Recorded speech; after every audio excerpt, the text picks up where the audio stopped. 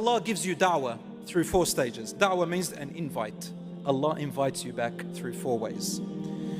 The first way is the easiest way, that is for everybody. Every single one of us in this room and around the world gets this first stage for free.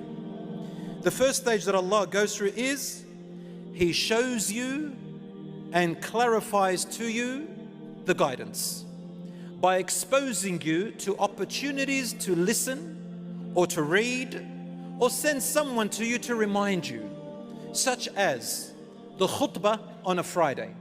Everyone can sit down and listen to the khutbah. That's why we must not talk or engage with anybody during the khutbah on a Jumu'ah. Allah is guiding you. Just listen. Everybody can do that. You go on YouTube and you listen to a topic of your choice about Islam or Deen or fear of Allah. Everybody can do that. Who is the one that facilitated this for you? Humans invented it, but who is the one that gave them the intellect and for you the ears to listen? Allah. So Allah brings to you something like that. I've heard young people tell me, you know what, subhanallah, today I was thinking about this. I opened up my phone and on YouTube, what's the first thing that came up? This. Subhanallah, wallahi, this is a sign. Yes, it is a sign. It is a sign. Now, if that doesn't work for you and you continue to go astray, Allah then goes a little, He guides you through a little bit of a tougher approach. The second stage, He will nurture you through disciplining you. So first, you didn't take the reminder when you were comfortable. So then Allah nurtures you by disciplining you. Now I want you to think about discipline in relation to parents, someone who cares about you. If your mother or father discipline you, or you discipline your children, is it a good thing or a bad thing? Of course, with the correct way of disciplining, with care and compassion. You will appreciate that your parents disciplined you in order for you to be principled through care and love. Even sometimes it may be harsh for you, such as confiscating your phone or confiscating your whatever is distracting you. So Allah nurtures you through discipline. How? He will bring a problem into your life. He will bring what? A problem, a challenge into your life. And we all know that humans learn best through what? Through problems. Because once you get through that problem, you're going to feel amazing. You conquered that problem. So Allah gives you a problem. And that's how Allah subhanahu wa ta'ala dealt with all the prophets and messengers and the companions. So if you have a problem, know that Allah subhanahu wa ta'ala is guiding you. Take it in a good way. Now, that problem is going to be your medicine. And once you overcome it, inshallah, you're going to be much stronger and better. So Allah gives you a problem, a learning curve, a wake-up call. Somebody might get sick in your family. A death may happen and you attend a funeral. You may see somebody get run over. You may have an accident, God forbid. You may lose something. You may be tested a lot or a little bit, depending on how severe you need that guidance.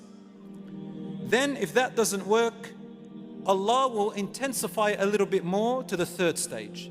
The third stage is He will bring you something compelling. The problem is up to you how you want to face it. But when He brings you something compelling, it means it's something that you must face. You have no way to avoid it. You have to face it. It could be a court order. It could be a fine. It could be someone that's facing you and you have to deal with that. You can't run away from it. It could be anything like that. It could be a sickness, God forbid.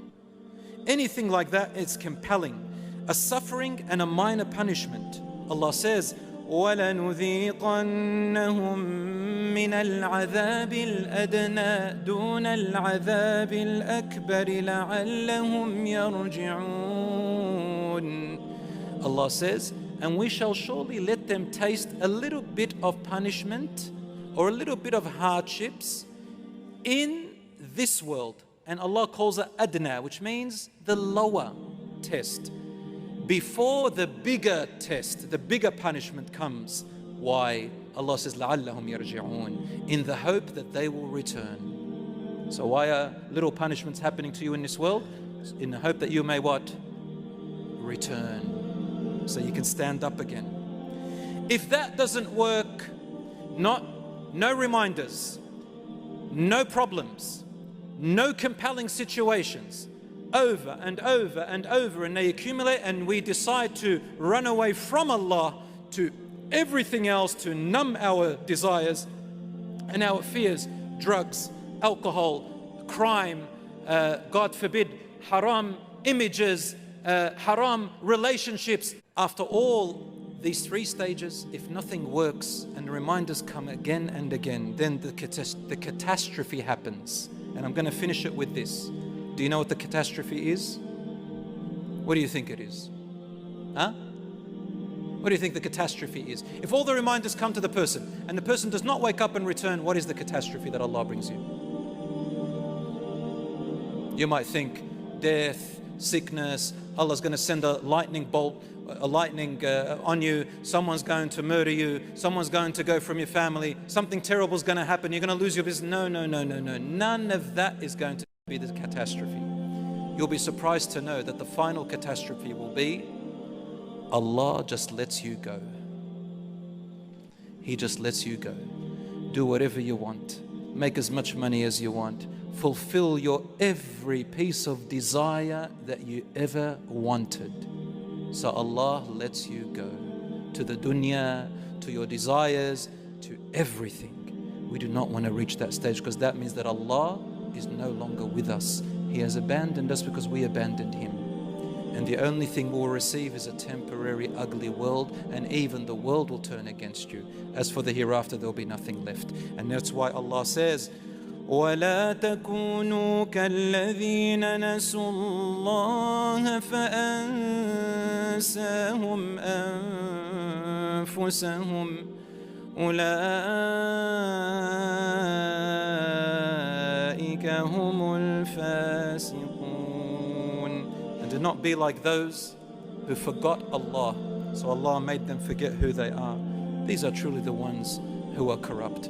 But rather, we want to be among those whom Allah subhanahu wa ta'ala loves, and we love Him, and inshallah we get the best of both worlds here and in the hereafter, inshallah.